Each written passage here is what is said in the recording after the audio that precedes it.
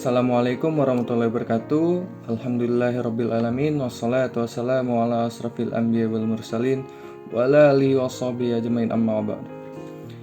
Nama saya Muhammad Solehuddin Hanif, NPM 19210213 dari kelas HTNB semester 3. Baiklah, pada video kali ini saya ingin menjelaskan materi mengenai pernikahan.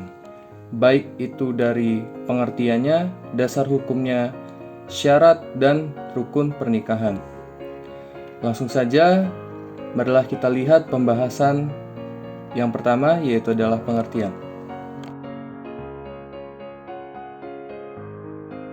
Pernikahan merupakan perjanjian atau akad untuk memperbolehkan laki-laki dan wanita melakukan perbuatan yang diharamkan menjadi halal. Pengertian pernikahan yaitu adalah akad yang memberikan faedah hukum kebolehan untuk mengadakan hubungan suami istri antara seorang pria dan wanita serta mengadakan tolong-menolong dan memberikan hak-hak dan kewajiban antara mereka.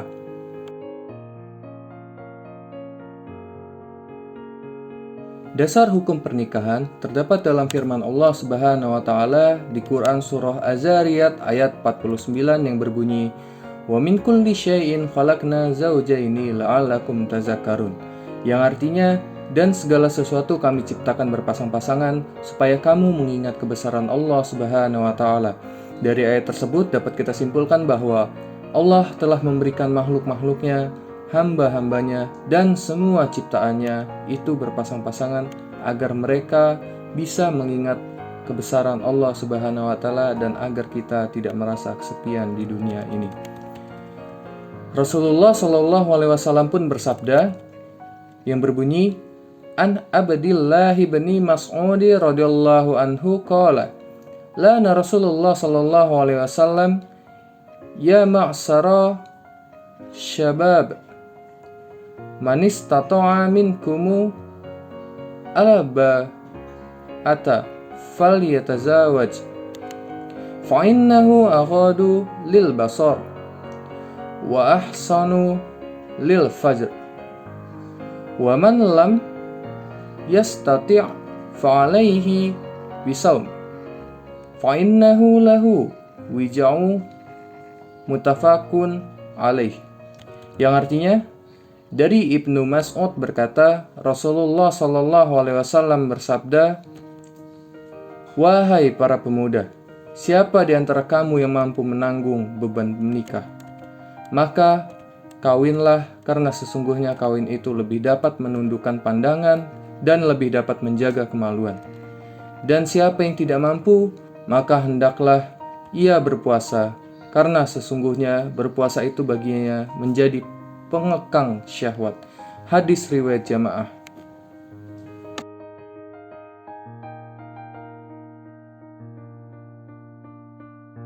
Untuk melaksanakan pernikahan tentunya harus memiliki syarat. Syarat pernikahan terbagi menjadi 5. Yang pertama adalah syarat untuk mempelai laki-laki. Syarat untuk mempelai laki-laki itu ada 4.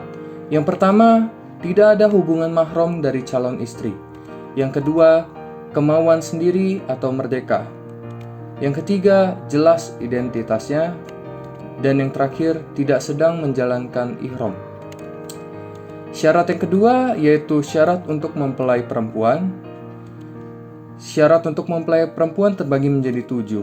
Yang pertama adalah tidak ada halangan syar'i. Yang kedua, tidak berstatus suami yang masih sah. Yang ketiga, tidak ada hubungan mahram. Yang keempat, tidak dalam keadaan iddah. Yang kelima, kemauan sendiri atau merdeka. Yang keenam, jelas identitasnya. Yang ketujuh, tidak sedang menjalankan ihram. Syarat yang ketiga yaitu syarat-syarat untuk wali nikah. Yang pertama, syaratnya yaitu laki-laki. Yang kedua, baligh.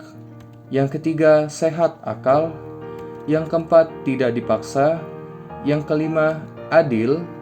Dan yang terakhir, tidak sedang ibadah ihram. Syarat yang keempat yaitu syarat untuk saksi pernikahan. Yang pertama yaitu adalah laki-laki, yang kedua baligh, Yang ketiga, sehat akalnya. Yang keempat, adil. Yang kelima, mendengar dan melihat. Yang keenam, tidak dipaksa. Yang ketujuh, tidak sedang ibadah ihram. Yang kedelapan, paham bahasa yang digunakan untuk ijab dan qabul. Dan yang kelima atau yang terakhir, syarat untuk ijab dan qabul pernikahan. Yang pertama, ijab dilakukan oleh wali atau yang mewakilinya, sedangkan qabul dilakukan oleh mempelai laki-laki atau yang mewakilinya. Keduanya harus mumayyiz. Syarat yang kedua yaitu dilangsungkan dalam satu majelis. Kemudian antara ijab dan qabul tidak boleh diselingi dengan perbuatan atau kalimat yang dapat memisahkan antara ijab dan qabul. Yang ketiga, keduanya tidak boleh kontradiksi. Dan syarat yang terakhir, ijab dan qabul dilakukan melalui lisan serta didengar oleh masing-masing wali, saksi maupun kedua mempelai.